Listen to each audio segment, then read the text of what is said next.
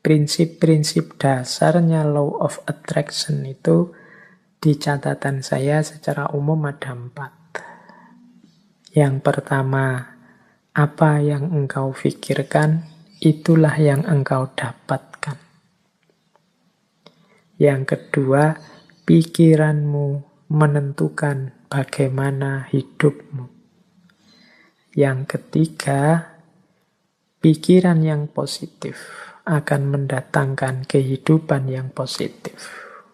Dan yang keempat, pikiran yang negatif akan mendatangkan kehidupan yang juga negatif.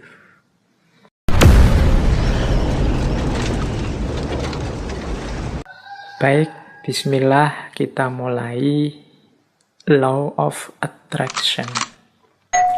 Saya buka dengan quotes yang populer sekali dari Buddha untuk memahamkan kita, mengantarkan kita ke gagasan utamanya law of attraction. Menurut saya quotes ini nanti jadi kuncinya sampai ke belakang. Dan inti teorinya mungkin ya ada di quotes ini. Jadi ada satu quotes dari Buddha yang bunyinya, apa yang engkau pikirkan, seperti itulah nanti engkau akan menjadi. Apa yang engkau rasakan, itulah nanti yang akan engkau tarik. Maksudnya engkau hadirkan yang akan terjadi dalam hidupmu. Dan apa yang engkau bayangkan, itulah nanti yang engkau ciptakan. What you think, you become. What you feel, you attract. What you imagine, you create.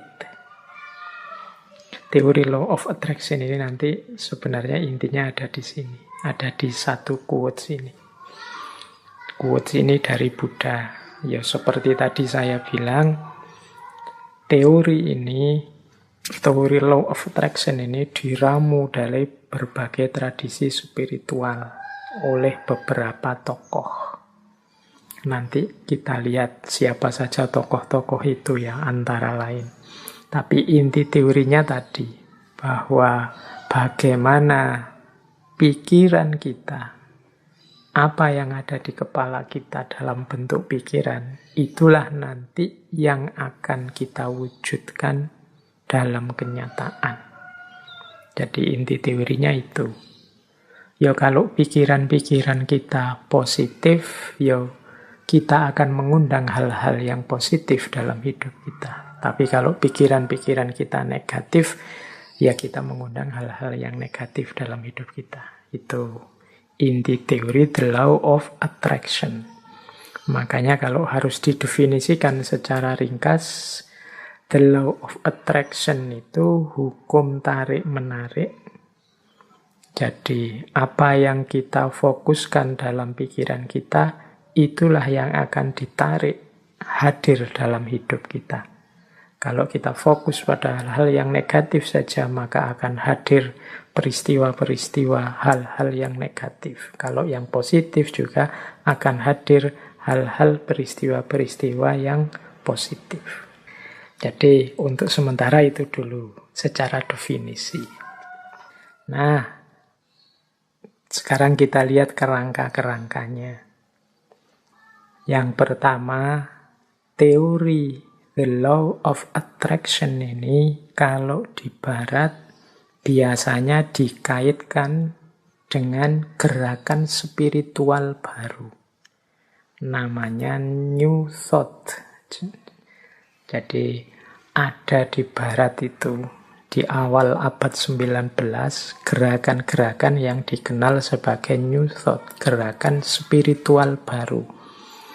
Yang isi gagasan-gagasannya secara umum mengambil dari banyak sekali tradisi-tradisi spiritual yang sudah dikenal. Baik spiritual barat, misalnya spiritual dari tradisi Yunani, atau spiritualitas timur dari Hindu, dari Buddha, atau dari agama-agama termasuk Islam, Kristen, dan lain sebagainya.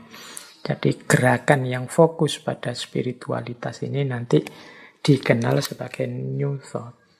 Ya meskipun tidak diambil sepenuhnya sebagai agama atau sebagai aliran tertentu, tapi biasanya dipilih dari agama-agama dan aliran-aliran spiritual itu bagian-bagian spiritualnya. Jadi gerakan ini namanya New Thought. Dulu kita pernah belajar misalnya teosofinya Blavatsky. Nah ini teosofinya Blavatsky itu sering juga disebut sebagai bagian dari New Thought ini. Ada pula yang menyebut cara berpikir spiritual ini sebagai New Age. New Age itu, kalau diterjemahkan letterlek, era baru. Jadi era baru bagi Barat. Kalau di kita di Timur mungkin sudah kenyang dengan konsep-konsep teori-teori spiritual. Sampai-sampai kita tidak pede. Kita itu kan sering menganggap kita itu tidak maju karena terlalu fokus hanya pada hal-hal yang spiritual saja. Tidak memperhatikan kemajuan peradaban di level materi dan fisik seperti di Barat. Ini fenomenanya terus jadi unik. Banyak di antara kita yang kiblatnya ke Barat, sementara orang Baratnya sendiri banyak di antara mereka yang sekarang ingin berjalan menuju kita.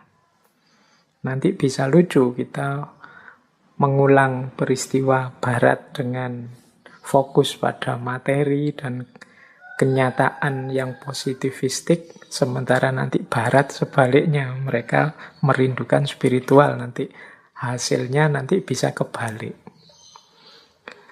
Ya, saya contohkan mudah ya, beberapa kali saya lihat misalnya dalam pertunjukan wayang, gamelan, mungkin musik itu kan banyak beberapa person dari Barat yang belajar dalang, belajar gamelan, belajar musik kita, cara hidup kita, dan macam-macam.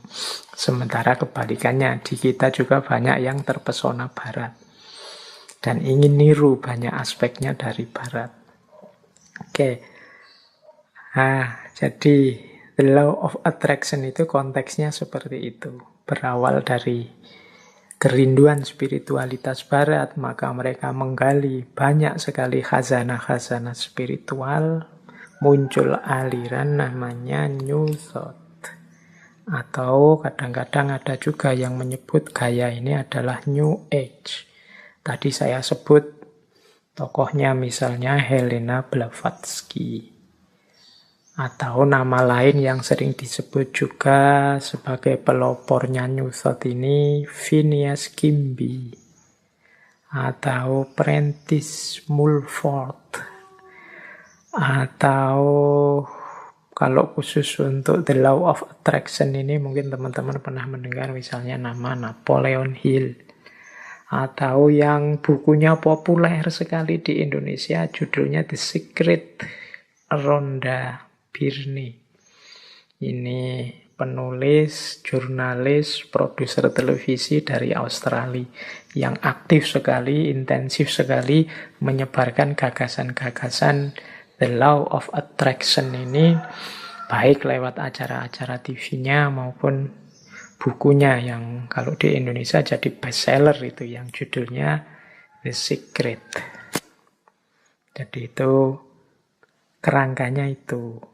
Ya, kalau dari sisi kerangka framework konsep atau aliran spiritualnya ya, ada yang menyebut The Law of Attraction ini campuran antara Hermetisme. Hermetisme ini aliran spiritual yang ada di Yunani kuno. Kemudian ada juga transendentalisme, konsep spiritual, agama-agama, konsep-konsep tokoh sufi kalau dalam Islam, tokoh-tokoh spiritual, Buddhisme, Hinduisme, dan lain sebagainya. Ini diramu, kemudian salah satunya muncullah teori The Law of Attraction. Yang pertama itu. Yang kedua, Law of Attraction ini merupakan salah satu worldview, pandangan dunia di antara banyak pandangan dunia spiritual yang lain. Jadi New Thought tadi punya beberapa, kalau bahasa mudahnya kita sebut saja natural law. Ada hukum alam tapi di aspek spiritual. Selama ini kita ngertinya hukum alam itu kan aspek fisiknya.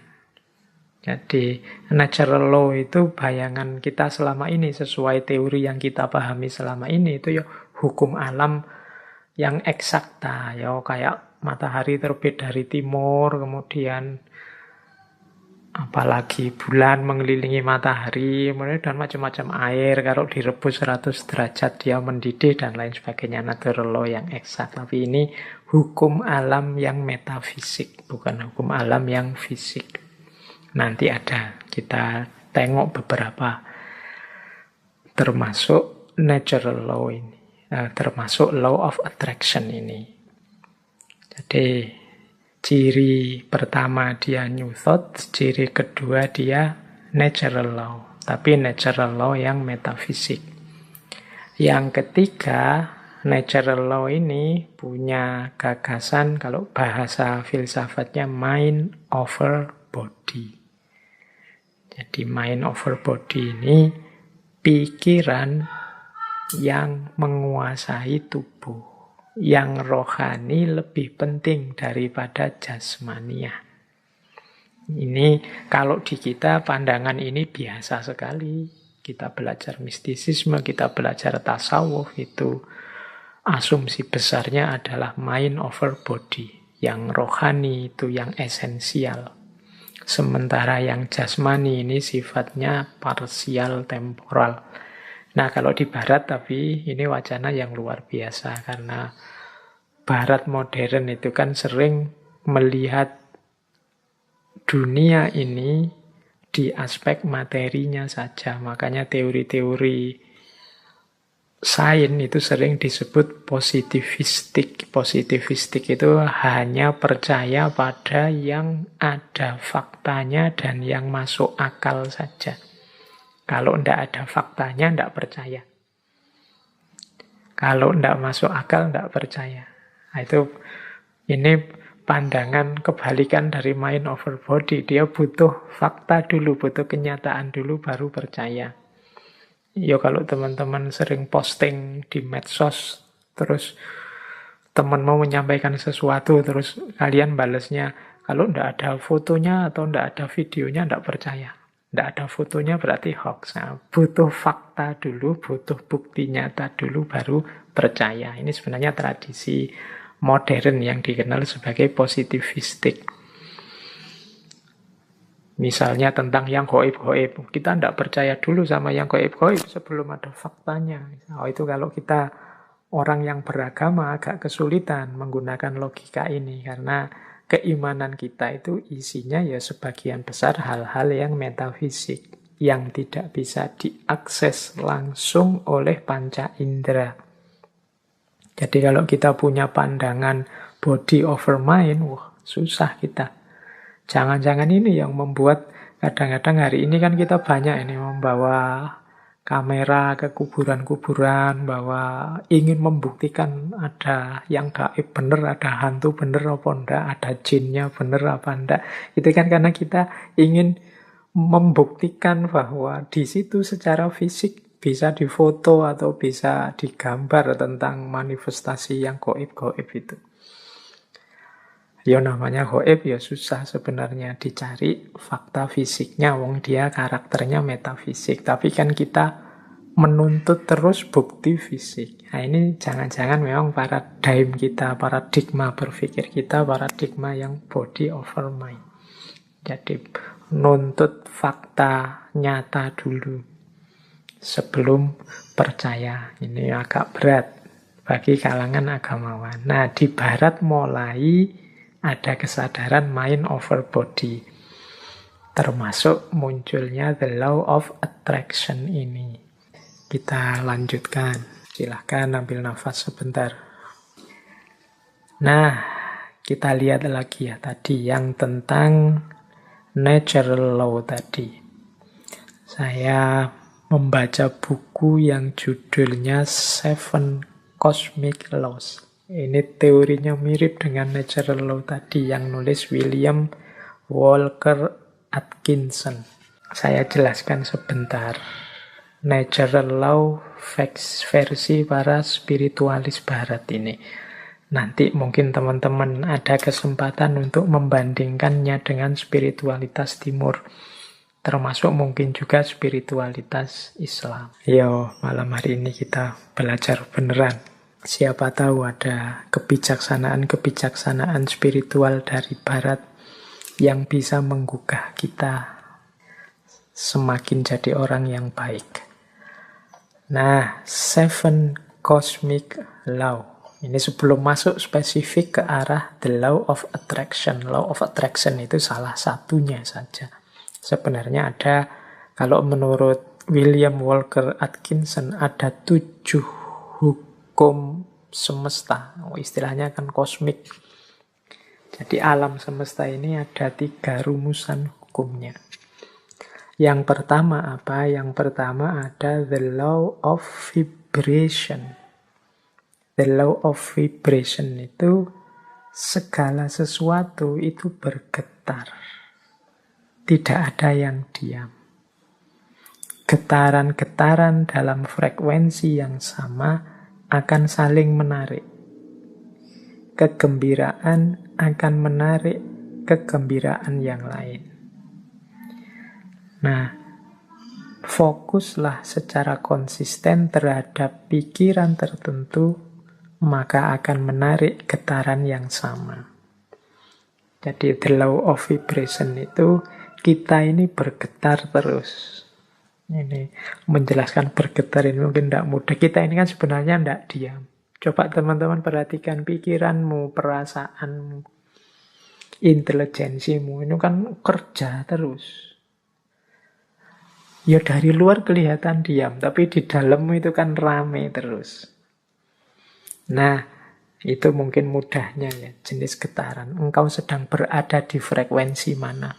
Mungkin engkau sedang marah-marah, mungkin engkau sedang senang, mungkin engkau sedang gelisah, mungkin hari ini engkau sedang bingung karena vaksin, mungkin hari ini engkau sedang gelisah karena sekelilingmu sedang pembatasan ketat karena pandemi. Mungkin ini kan sebenarnya dirimu itu sedang bergetar. Nah, the law of vibration itu, vibrasi yang sama akan saling menarik. Atau akan menggetarkan energi atau menggetarkan vibrasi yang dekat dengan dirinya. Jadi kalau kita gembira, sekeliling kita akan hawanya gembira. Dan orang-orang yang di dekat kita akan terpengaruh oleh kegembiraan itu. Itu the law of vibration, mudahnya begitu. Jadi getaran kita itu mempengaruhi sekelilingnya. Apa yang ada dalam diri kita kalau kita gelisah atau murung, ini menggetarkan sekelilingmu dengan kegelisahan dan kemurungan. Ini namanya the law of vibration. Makanya kadang-kadang teman-teman kan bisa merasakan kalau misalnya punya teman akrab gitu, temanmu sedang sedih, terus dekat denganmu, dia pura-pura banyak ketawa, pura-pura ceria, tapi getarannya bisa engkau tangkap. Itu the law of vibration. Jadi getaran yang ada dalam diri kita itu akan menarik frekuensi yang sama dari yang ada di sekeliling kita. Kalau teman-teman dekat dengan teman yang sedang sedih, sedang gelisah, sedang susah, sekali-sekali dia tampak nangis, itu kan kita ikut terus hanyut dalam situasi kesedihannya, ikut dalam kemurungannya. Nah, ini ilustrasi mudah. Kalau teman-teman dekat dengan teman yang sedang senengnya luar biasa, cerianya luar biasa karena tujuannya tercapai gembira, itu kita dekat dia juga ikut gembira. Jadi getaran yang ada dalam diri orang lain bisa mempengaruhi getaran yang ada dalam diri kita. Demikian pula sebaliknya. Jadi kegembiraan akan mendatangkan kegembiraan. Kesedihan juga akan mendatangkan kesedihan. Ini the law of vibration namanya. Menyikapi the law of vibration itu seperti apa? Ya menurut William Walker Atkinson adalah fokuslah pada yang baik-baik, yang indah-indah, yang nyaman-nyaman di pikiranmu. Apa yang engkau inginkan, fokuskan ke situ pikiranmu terus. Jadi getaran kesuksesan, getaran cita-cita keberhasilan, getaran cita-cita kebahagiaan itu biar menyebar kemana-mana dan menarik itu ke dalam dirimu.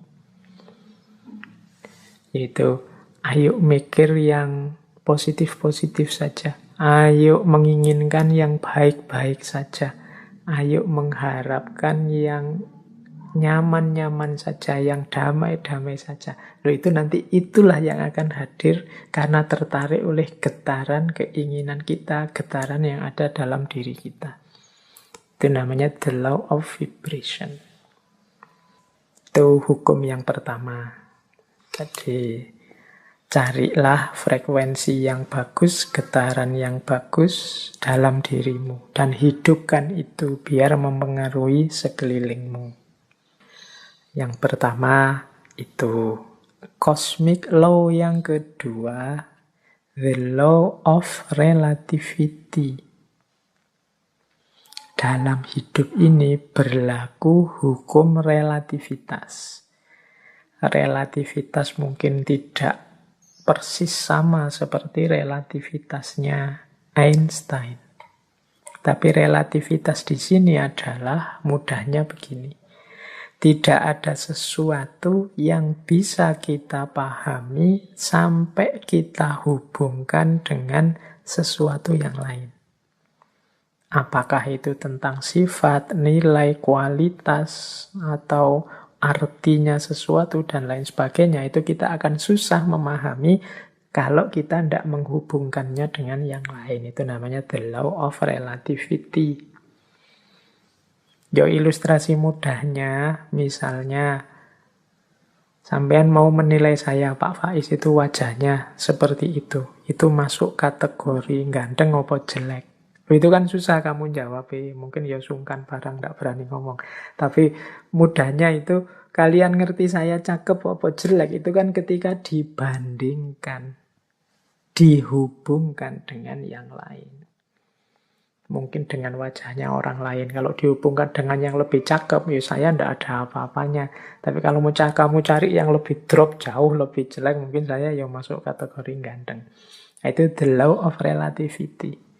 Indonesia ini negara yang nyaman, maju, atau negara yang terbelakang, mundur? Itu jawabmu mesti susah, karena parameter bisa macam-macam orang bikin. Mudahnya apa? Relatif. Relatekan dengan sesuatu yang lain. Jadi jawabannya mestinya, kalau dihubungkan dengan negara ini kita masih terbelakang. Tapi kalau kita sambungkan dengan negara ini ya masih lumayan. Kita masih tergolong lebih maju. Itu namanya the law of relativity. Jadi ini hukum alam yang kedua. Nah, maksudnya apa William Walker ini menunjukkan the law of relativity? Ya, hendaknya kita ini selalu menghubungkan situasi yang kita alami dengan yang lebih buruk atau lebih kurang atau di bawah kita. Tujuannya apa? Biar kita bersyukur.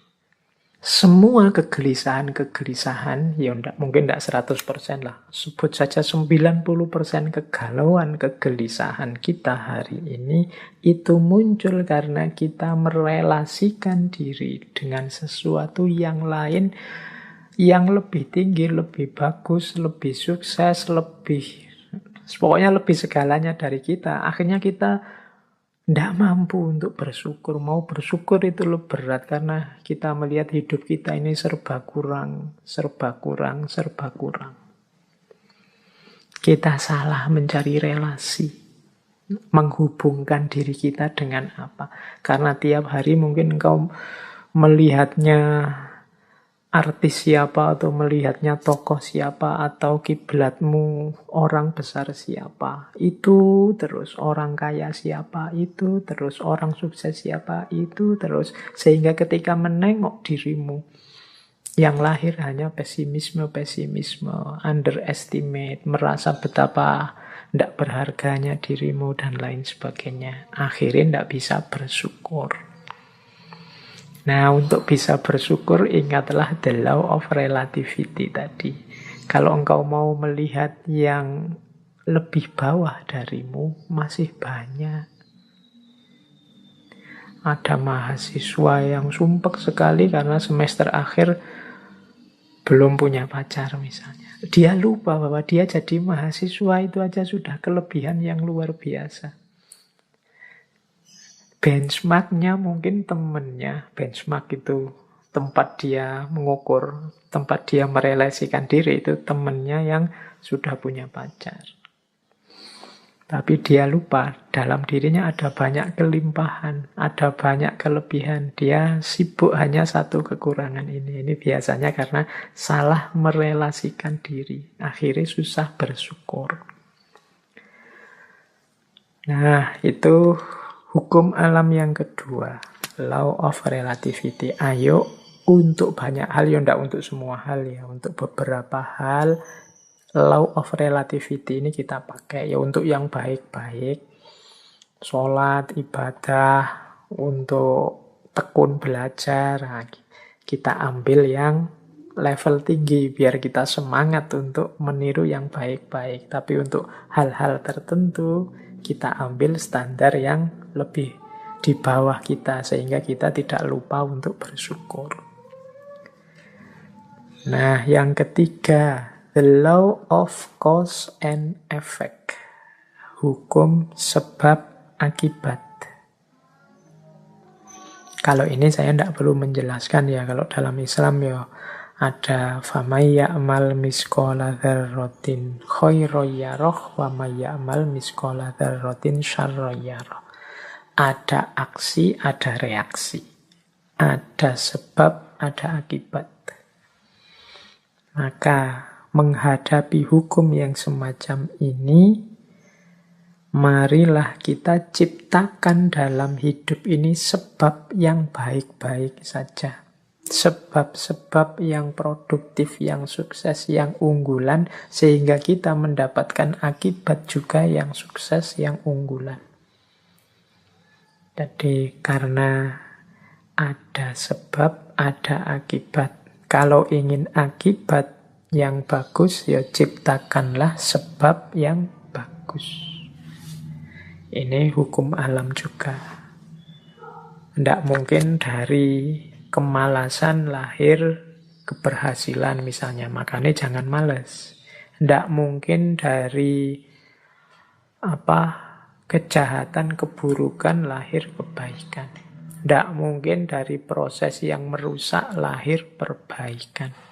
Nah, ini cause and effect. Ini hukum alam yang ketiga. Ada sebab, ada akibat.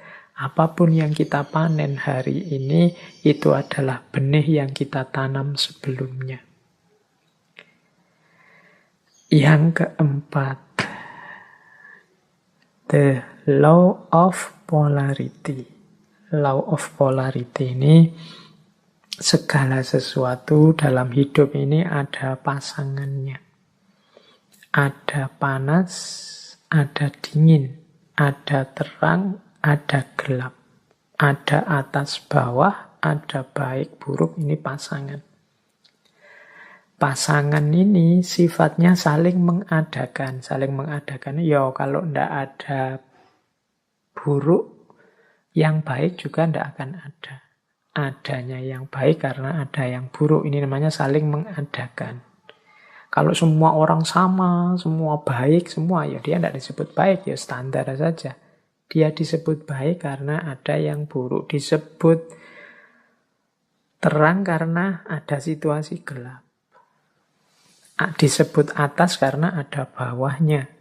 Bawah saja tidak ada atas, tidak mungkin. Atas saja tidak ada bawahnya, tidak mungkin. Jadi dia saling mengadakan, saling mendukung keberadaan masing-masing. Oke, jadi situasi the law of polarity ini membuat kita nanti tidak mudah melihat satu sisi saja dari sesuatu, tapi harusnya kita melihat secara lebih lengkap. Jadi ada orang baik loh, terus kita puji, kita senangi total 100%. Dia dengan segala kebaikannya. Tiba-tiba dia melakukan sedikit atau satu keburukan. Runtuhlah kepercayaan kita yang darinya sangat cinta jadi sangat benci. Kita lupa bahwa namanya masih manusia, masih duniawi, itu pasti berpasangan. Ada baiknya, ada buruknya. Ya mungkin kadar dan ukurannya berbeda-beda, tapi pasti ada pasangan-pasangan ini. Kita sering tidak siap menerima situasi yang kebalikan dari kenikmatan, kenyamanan yang kita rasakan hari ini. Padahal itu ya berpasangan. Ada enak, ada tidak enak. Di balik kenikmatan, di sisi sana ada ketidaknikmatan. Itu selalu ada. Minggu depan insya Allah kita perdalam the law of polarity ini di falsafah hidup yin yang. Tapi the law of polarity ini juga salah satu dari 7 cosmic law. Salah satu hukum semesta. Baik, nanti kita lanjutkan kalau yang keempat ini ya. Yang kelima, the law of rhythm. The law of rhythm ini, hidup ini mengalami siklusnya masing-masing. Hidup ini ada perputarannya. Siang, malam, kelahiran, kematian, kemunculan, kepergian, dan lain sebagainya. Namanya rhythm, iramanya hidup. Nah, segalanya ada awalnya, ada akhirnya. Ini the law of rhythm. Beberapa kali saya ceritakan kan ada kisah sufi, seorang sufi yang punya jargon, ini pun akan berlalu. Mengalami apapun, apakah itu kesenangan, apakah itu kesedihan, pada saatnya juga akan berlalu. Seberat apapun, seperti apapun. Termasuk pandemi ini, dia ada awal kehadirannya, pasti nanti ada akhir kepergiannya. Itu the law of rhythm. Jadi kalau kita mengalami situasi apapun, sadarlah bahwa situasi ini akan berakhir. Yang sedang sedih, ingatlah kesedihanmu pada saatnya akan berganti kegembiraan. Yang sedang gembira, wong namanya kita hidup, pada saatnya juga akan ada masalah dan kegembiraan akan bertemu dengan kesedihan. Itu namanya the law of rhythm. Hidup ini ada siklusnya. Yang sedang di bawah jangan putus asa, yang sedang di atas jangan jumawa. Karena kita ini berputar. Ini namanya the law of rhythm. Untuk the law of rhythm ini, insya Allah nanti minggu terakhir kita bahas dari perspektif filsafat Jawa. Cokro Manggilingan. Baik, kita lanjutkan. Yang keenam, the law of gestation. The law of gestation itu bunyinya begini. Segala sesuatu perlu waktu untuk terjadi. Tidak ada yang ujuk-ujuk sempurna. Tidak ada yang ujuk-ujuk utuh. Segala sesuatu dalam hidup ini butuh proses. Perlu waktu. Jadi makanya kita kalau ingin sukses juga perlu kesabaran. Menunggu momen, menunggu waktunya. Karena segala sesuatu ada waktunya. Ada waktu menanam, ada waktu memelihara, ada waktu memetik buahnya. Segalanya butuh proses. Tidak ada yang ujuk-ujuk setelah ditanam terus buahnya muncul. the law of gestation. Dan yang ketujuh, yang terakhir dari seven cosmic law adalah the law of transmutation. Segala sesuatu berubah. Jadi segala sesuatu, karena hidup ini di dunia pastinya dinamis. Segalanya berubah. Ini banyak kalau kita belajar filsafatnya dulu, filsafat Yunani yang terkenal Heraklitus itu ya segalanya berubah, kecuali perubahan itu sendiri. Yang tidak berubah hanya perubahan.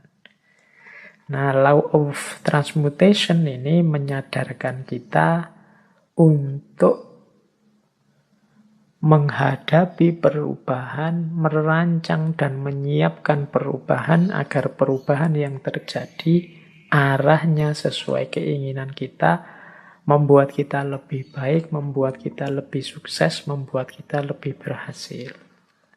Jangan biarkan perubahan liar tidak terkontrol. Baik, ini 7 cosmic laws. Ini alam semesta. Di level batinnya itu ada 7 mekanisme ini. Ini kalau menurut teorinya Walker Atkinson. Nah, ini pengantar untuk tadi kalau ada yang tanya, Pak, natural law tadi katanya law of attraction ini bagian dari natural law ya, karena kayak tadi unsur natural law yang law of vibration, kemudian law of cause and effect atau law of transmutation ini kan bisa mengimplikasikan law of attraction. Baik, kita masuk sekarang ke law of attraction-nya sendiri. Basic principles, prinsip-prinsip dasarnya law of attraction itu di catatan saya secara umum ada 4. Yang pertama, apa yang engkau pikirkan, itulah yang engkau dapatkan. Yang kedua, pikiranmu menentukan bagaimana hidupmu. Yang ketiga, pikiran yang positif akan mendatangkan kehidupan yang positif. Dan yang keempat, pikiran yang negatif akan mendatangkan kehidupan yang juga negatif. Berarti law of attraction ini pertama-tama menyarankan kita untuk memperhatikan apa yang ada di pikiran kita. Isinya apa saja? Apakah isinya hal-hal yang positif ataukah isinya hal-hal yang negatif? Kalau isinya hal-hal yang positif, insya Allah hidup kita juga akan berwujud positif. Kalau isinya hal-hal yang negatif, ya wajahnya hidup kita adalah hidup yang negatif. Nah, ini masing-masing kita yang bisa ngerti. Coba ditengok deh. Atau mungkin manifestasi pikiran kita hari ini mungkin di status-status yang kita buat. Obrolan-obrolan dengan teman-teman kita hari ini. Coba kita muhasabahi, kita refleksi. Banyak positifnya atau banyak negatifnya. Makanya agama itu menyuruh kita serba husnudzon. Jangan suudzon. Husnudzon itu berarti mengisi pikiran dengan yang positif-positif. Maka hidup kita warnanya juga sesuai isi pikiran kita. Karena husnudzon, ya hidupnya jadi husn. Husn baik. Kebalikannya kalau suudzon, hidupnya juga akan termanifestasi jadi su. Pikirannya jelek, terus pikirannya negatif, terus curiga, terus ya sudah, hidupmu adalah hidup yang warnanya penuh kecurigaan. Hidup penuh kecurigaan itu kan hidup yang gelisah. Dari mana kegelisahan itu muncul? Engkau sendiri yang menciptakan. Dengan suudzonmu tadi, prasangka burukmu tadi. Coba tadi kamu prasangka baik, hidupmu jadi tenang. Dari mana ketenangan itu datang? Ya engkau ciptakan sendiri tadi, karena engkau suudzon. Ya bayangkan ya mudahnya, misalnya kalian apa wis mau naik kendaraan umum, naik bis apa kereta. Itu kalau pikiranmu serba prasangka buruk, jangan-jangan nanti dicopet, jangan-jangan nanti di tengah jalan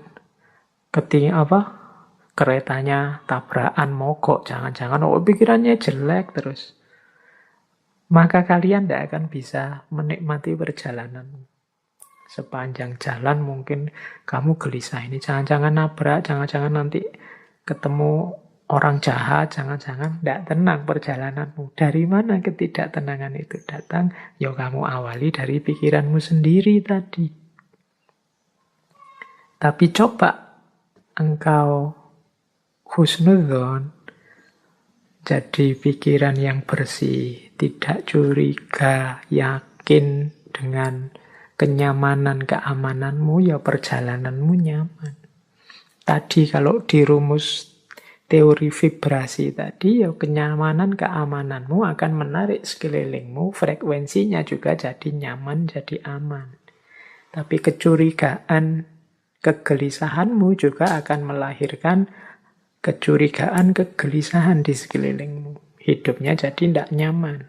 Nah ini basic prinsipnya, mudahnya penjelasannya begitu. Jadi kalau kita isinya negatif-negatif saja, ya energi negatif yang kita tarik dalam hidup. Pandemi ini kan melahirkan jutaan gagasan negatif. Mungkin lebih dari itu, saya sebutnya jutaan, jangan-jangan puluhan juta atau ratusan juta seluruh dunia. Bayangkan energi negatif yang lahir dari jutaan pikiran yang negatif. Sakitnya sama. Tapi kalau kita hadapi dengan optimis atau dengan pesimis, itu kan kesannya, rasanya beda.